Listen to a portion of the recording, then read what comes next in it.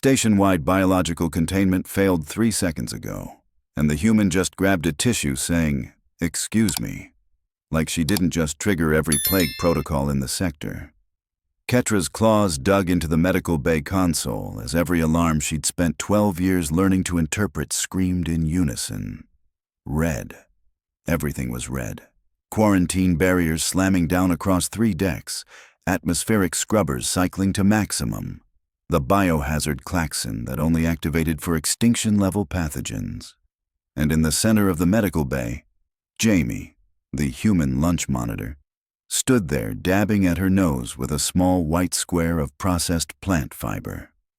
"Sorry about that," Jamie said, her voice nasally. "Something in here is really getting to me today." Ziska burst through the emergency access port, his medical kit clattering against his side, eyes wide with the kind of panic Ketra had only seen during the Kex outbreak on Station Viridian 7. 3 more cubs followed him, each carrying full hazmat equipment that seemed entirely too large for their training-level frames. "Nobody move!" Ziska's voice cracked. "Medical supervisor, I'm initiating immediate isolation protocols per code 77 Gamma." Jamie blinked at him. "Is this about the sneeze? Because I can explain." "Ma'am, please step back from the human." Ziska's scanner was already out, sweeping over Jamie in jerky, terrified motions. "Medical team, establish perimeter. This is not a drill." "It's really just—" Jamie started. The intercom crackled to life with Commander Then's voice, strained in a way Ketra had never heard before. "All personnel, this is not a drill. We have a Class 5 biological event in Medical Bay 3. Emergency response teams are en route. If you have had contact with the human in the last standard cycle, report immediately for screening." Jamie's eyebrows shot up.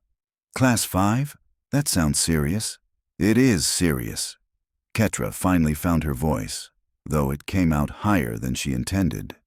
She pulled up Jamie's bioscan data, and her stomach dropped.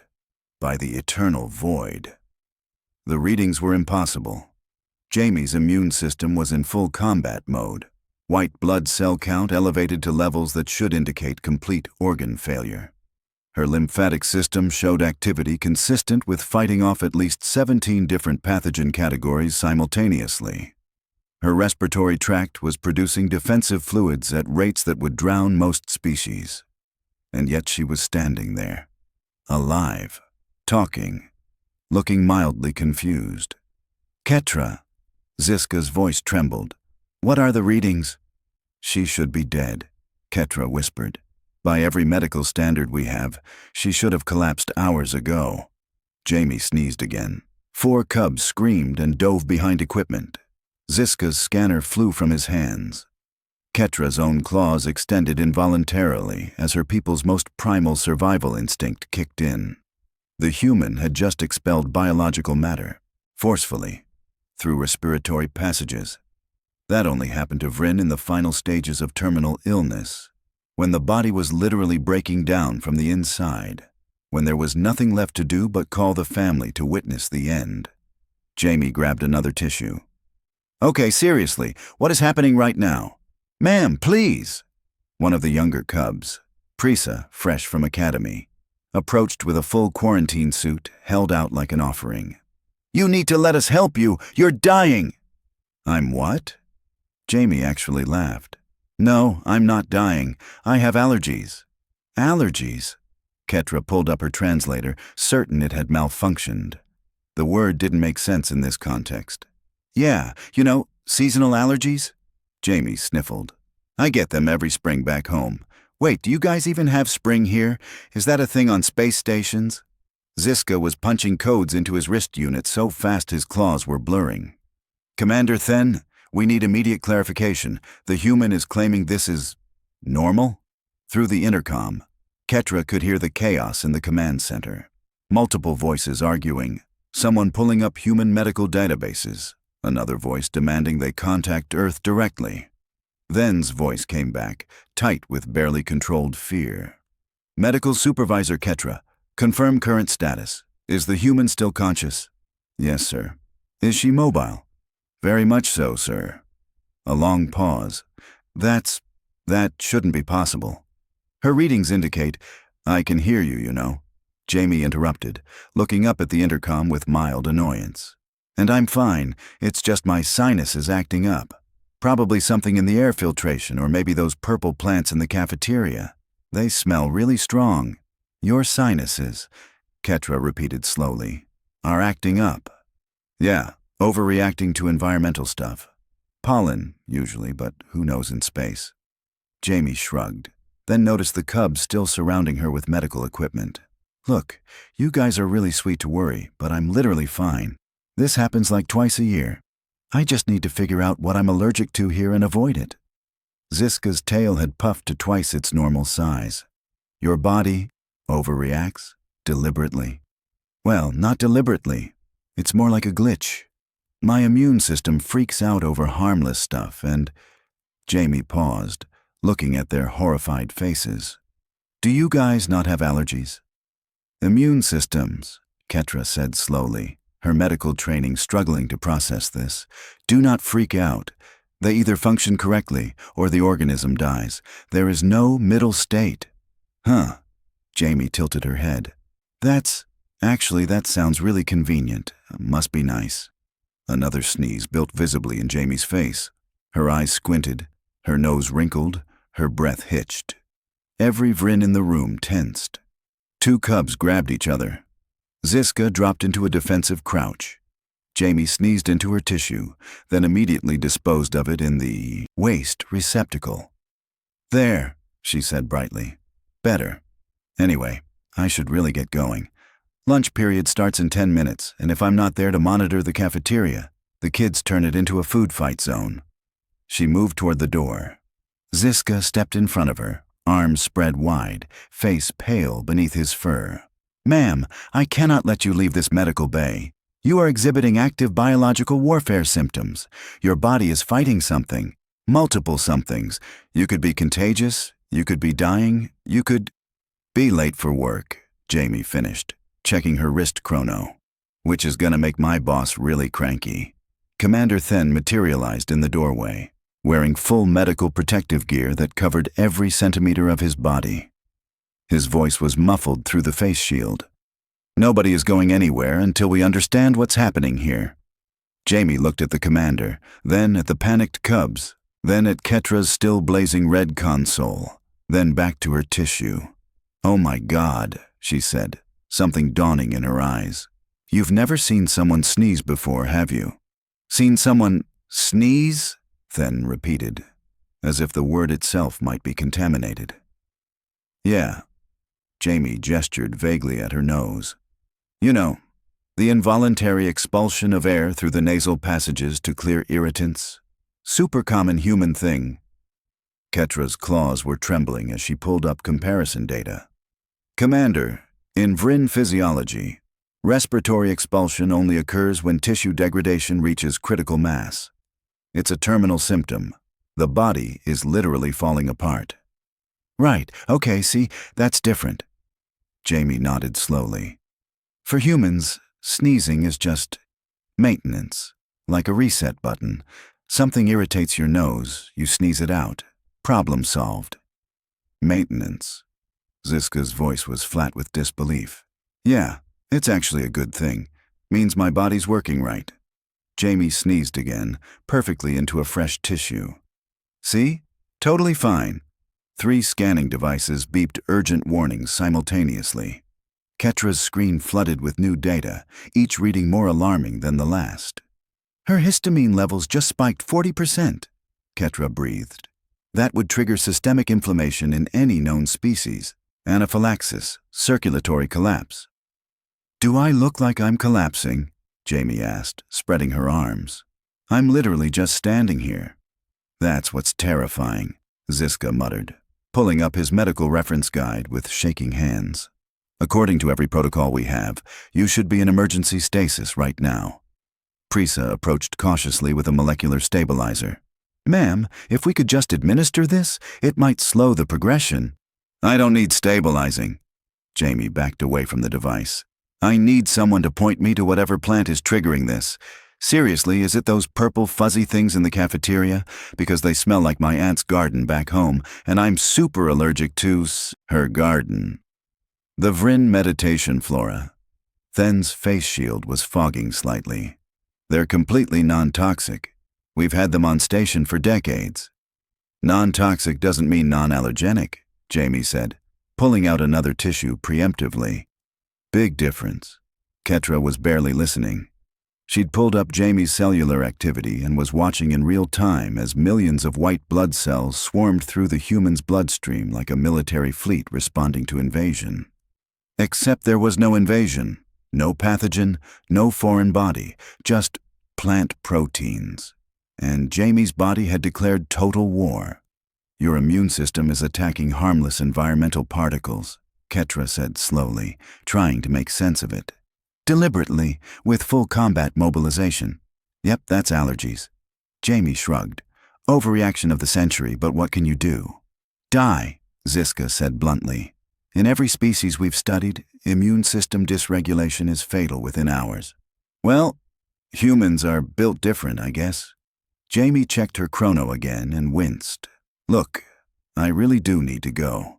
The kids get hangry if lunch is late, and hangry children are a biohazard all on their own. She moved toward the door again.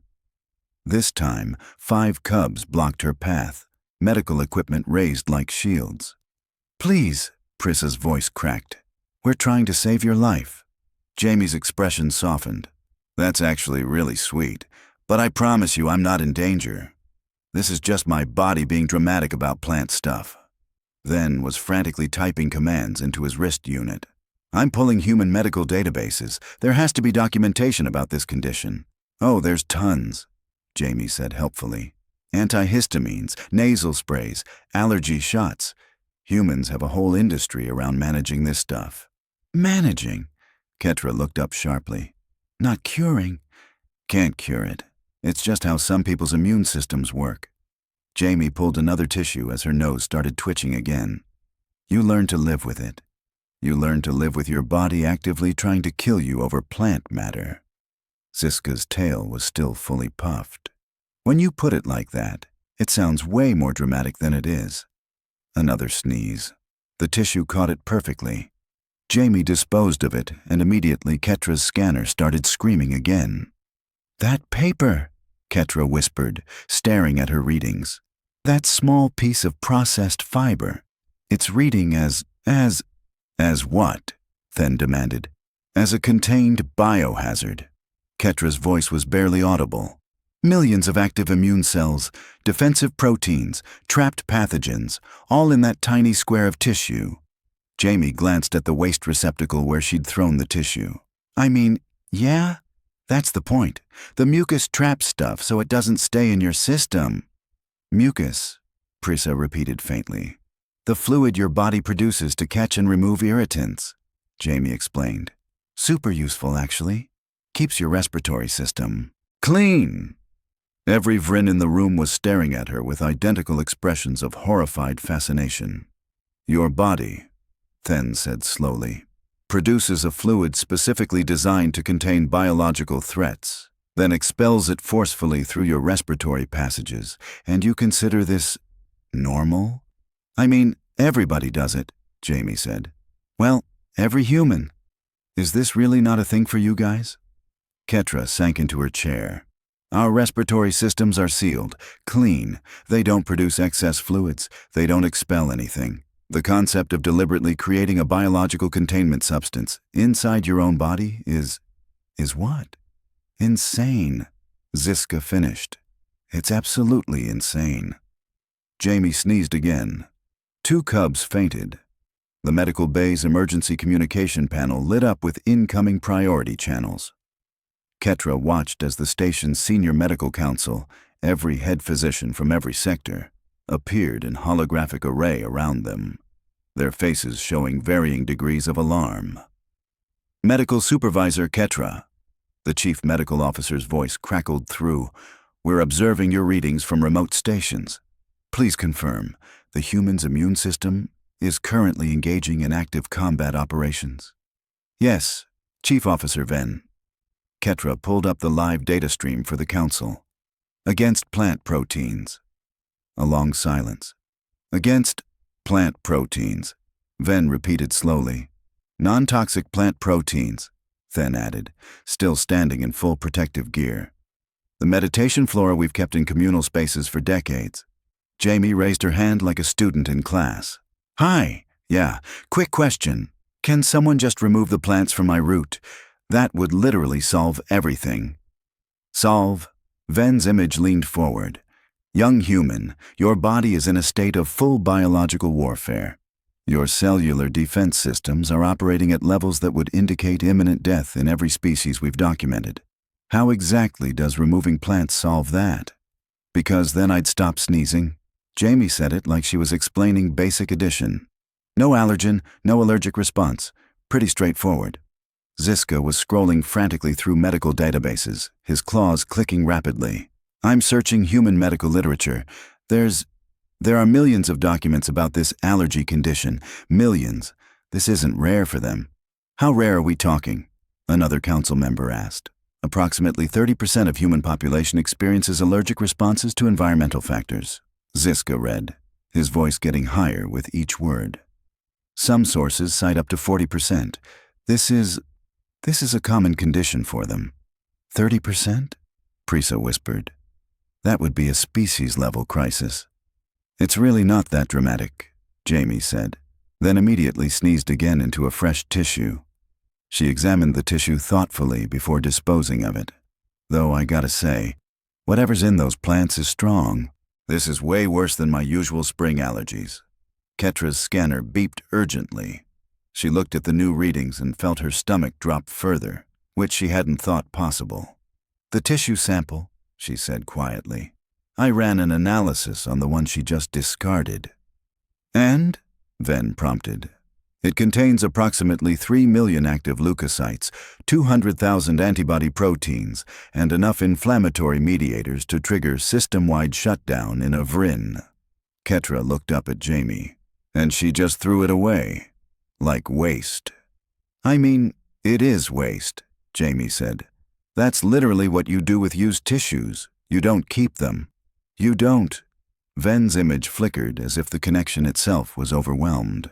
You produce biological containment packages inside your own body, expel them, and discard them as waste. Multiple times, regularly. During allergy season? Yeah, like a dozen times a day. Jamie paused. Sometimes more if it's really bad. 2 more council members' images went dark as they apparently needed to step away from their screens. Then moved closer to Jamie, his protective suit rustling. What do you mean? Allergy season? You know, when plants release pollen, usually spring and fall, times of year when you just accept you're gonna be a sneezy mess. Jamie noticed their expressions. This is a whole new concept for you guys, isn't it? Humans have entire seasons dedicated to biological warfare with their environment, Ziska said flatly. That's one way to put it, I guess. Jamie laughed, then coughed slightly. Oh, great. Now my throat's getting scratchy. That's the next phase. Next phase? Half the cubs screamed in unison. Yeah, postnasal drip. The mucus drains down your throat and makes it sore. Super annoying. Jamie cleared her throat. Usually means I need hot tea and maybe some throat lozenges. Ketra was typing frantically. Your defensive fluids drain internally into your digestive system. Well, yeah, they have to go somewhere. They have to. Ketra stopped, unable to process this. You're telling me your body produces biological containment fluids filled with combat cells and trapped pathogens, and then you swallow them. I mean, you make it sound really gross when you describe it that way. Because it is gross! Ziska exploded, his professional composure finally shattering completely. That's the most horrifying biological process I've ever heard of. You produce biohazard material inside your own body, and then you consume it. Your stomach acid breaks it down, Jamie said defensively. It's perfectly safe. Stomach acid, Ven said weakly. Of course. The humans have internal chemical weapons as well. It's for digestion. Jamie was starting to sound exasperated. Do you guys not have stomach acid? Not of the concentration required to break down active biohazard material, no, Ketra said faintly. Jamie opened her mouth, closed it, then opened it again. Okay, I'm starting to think humans and Vryn are way more different than anyone told me when I took this job. That, Ven said, his voice muffled and strained through his protective gear, is the understatement of the century. Jamie's nose twitched. She grabbed another tissue. Everybody might want to stand back, she said. I feel a big one coming. The medical bay erupted into controlled chaos as every Vryn present dove for cover. The sneeze, when it came, was spectacular. Jamie caught it perfectly in her tissue, but the force of it made several pieces of medical equipment rattle. Every Vryn in the room had pressed themselves against walls or ducked behind consoles. The holographic council members had collectively flinched in their remote locations. Wow, Jamie said, her voice slightly congested. That was a good one. I feel way better now. Better?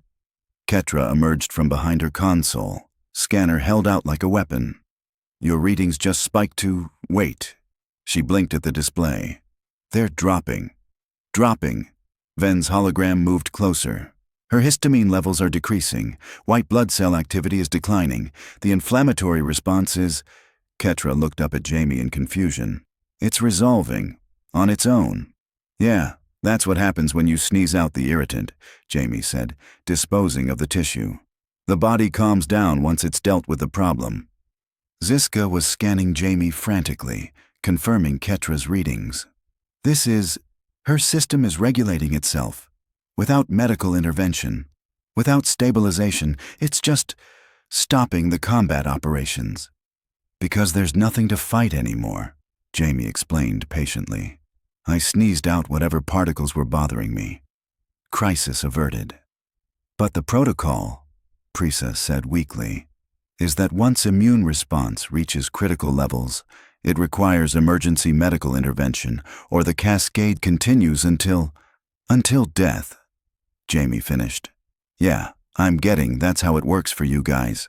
But human immune systems have off switches. They ramp up, deal with the problem, then ramp back down. Then slowly removed his face shield, staring at Jamie like she just explained that humans could photosynthesize. Your immune system has self-regulation protocols? Well, yeah. Otherwise we'd just be in constant inflammation all the time. Jamie paused. Actually, some people have conditions where that happens. Autoimmune disorders. Those do require medical intervention. So your body can attack itself incorrectly, Ven said slowly, but also attack harmless substances incorrectly, and both of these are just accepted variations of human physiology? Pretty much. Jamie shrugged. Biology's messy. Ketra sank into her chair, pulling up human medical databases with trembling claws. I'm reading about the human immune system now. Really reading it, not just scanning for emergency protocols. The medical bay fell silent, except for the soft clicking of her interface and Jamie's occasional sniffle. Oh no, Ketra whispered after several minutes. What? Then moved to look over her shoulder. Humans encounter pathogens constantly, daily. Their immune systems are engaged in low-level combat operations essentially from birth until death. Ketra's voice was getting higher. They're exposed to bacteria, viruses, fungi, parasites, hundreds of different potential threats in any given day, and their bodies just fight them off, constantly, without them even noticing. That's just called having an immune system, Jamie said, but her tone was gentler now, seeing their genuine distress. No, Ziska said, reading over Ketra's shoulder. No, that's called having a military-grade biological defense system in constant active deployment. Ven's image had gone pale beneath his fur. The Vryn evolved in sterile underground cave systems. Our immune systems developed for minimal pathogen exposure.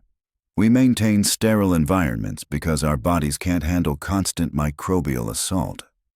And humans, another council member said faintly, evolved on a planet's surface. Maximum pathogen exposure.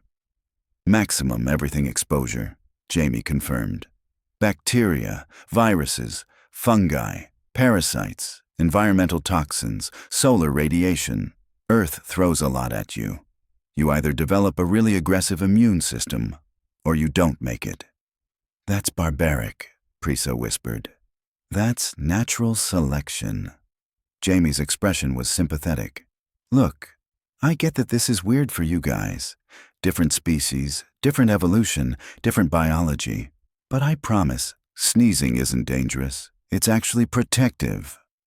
Ketra pulled up a comparative chart, and her breath caught. Commander, look at this. Human immune system efficiency versus VRIN. The hologram displayed two graphs side by side. The difference was staggering. Humans can fight off pathogens that would kill us in hours, Then said slowly. Their bodies are in a constant state of warfare that would overwhelm our medical systems completely. And they call it normal. Because for us, it is normal, Jamie said. We don't know anything different. The common cold. Ziska read from the database. Humans have a condition called the common cold that causes respiratory symptoms, immune system activation, and mucus production. And it's considered minor enough that they go to work with it. Well, yeah, unless you're really sick, Jamie said. You just take some medicine, drink fluids, and push through. Push through, Ven repeated numbly. Through a viral infection. They happen like twice a year for most people. Jamie noticed their expressions and added quickly, But we've got medicine that helps. It's fine, really. The medical council exchanged glances that spoke volumes about their collective state of shock. Commander Then straightened, his professional demeanor returning despite the existential crisis still visible in his eyes. Medical Supervisor Ketra. Update all. Station protocols immediately. Human respiratory events are to be classified as non-emergency biological functions. Updating now, sir. Ketra's claws moved across her console. Creating new classification. Functional biological expulsion. Status, normal for human physiology.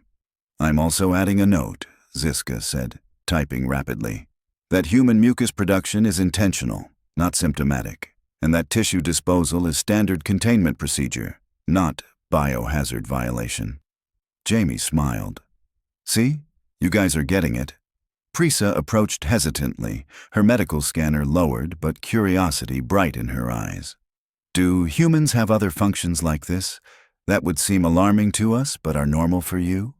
Oh, definitely. Jamie thought for a moment. There's coughing. That's like sneezing but from your throat. Hiccups, where your diaphragm spasms randomly. Yawning when you're tired. Burping after you eat. Each word caused visible distress among the cubs. How many of these functions are there? Then asked weakly. I mean, I'd have to make a list. Jamie laughed at their expressions. You guys are going to need a way bigger medical manual for humans. Ven's hologram flickered as he consulted with other council members. We're officially requesting a human medical liaison be assigned to this station permanently. Someone who can help us understand what constitutes actual emergency versus normal human biology. That's probably smart. Jamie agreed. She checked her chrono and winced. Oh damn, I'm 20 minutes late now. The lunch period's already half over. You're just going to leave? Ketra asked. After triggering a station-wide biological emergency? I mean, unless you want the human cafeteria running completely unsupervised, yeah. Jamie grabbed her bag, making sure she had plenty of tissues. The kids are probably wondering where I am. Kids? Ziska looked confused. Human juveniles are present on this station? Like 40 of them, yeah. Station families. Jamie headed for the door, then paused at the threshold. She sneezed once more, perfectly into a tissue. Seriously though, it's your purple plants. They smell just like the jasmine back home, and I'm super allergic to jasmine. Removing all VRIN meditation flora from human-accessible areas, Prisa said immediately, making notes, and increasing tissue supplies in all human spaces. Thanks. Jamie waved cheerfully. You guys were really sweet to worry about me, though. That was actually pretty nice. The door slid shut behind her, leaving stunned silence in her wake, then turned to Ketra slowly. She considered a station-wide emergency response. Nice? Humans classify near-death level immune responses as sweet gestures, Ketra said, still staring at her screen full of human medical data. I don't think it was near death for her, Commander. I think that was just Wednesday. Through the window, they could see Jamie walking down the corridor, humming to herself as she pulled out another tissue just in case. Ziska pulled up the security feed showing the human cafeteria. Dozens of young humans sat at tables, chatting and laughing. As they watched, one small child sneezed. An adult nearby, another human, simply handed the child a tissue and said something that made the child smile. They do this all the time, Prisa breathed. This is just normal life for them. Active biological warfare, Ziska corrected, as normal life. Then moved to his console and began typing his incident report. His claws hesitated over the classification field. Then he selected Species Education Event instead of Medical Emergency. In the notes section, he typed, Human biology operates on principles that fundamentally violate VRIN medical understanding. Respiratory expulsions, mucus production, and immune system combat operations are normal daily functions. Recommend comprehensive biological orientation for all personnel working with humans. Also recommend stock tissues in bulk. Humans require them regularly. He paused, then added one final line. Note to medical staff. If a human says they're fine, they might actually be fine. By their standards. In the cafeteria, Jamie had finally arrived. The young humans cheered, and she laughed, distributing lunch trays with practiced efficiency. One of the children offered her their juice box, clearly noticing her sniffles.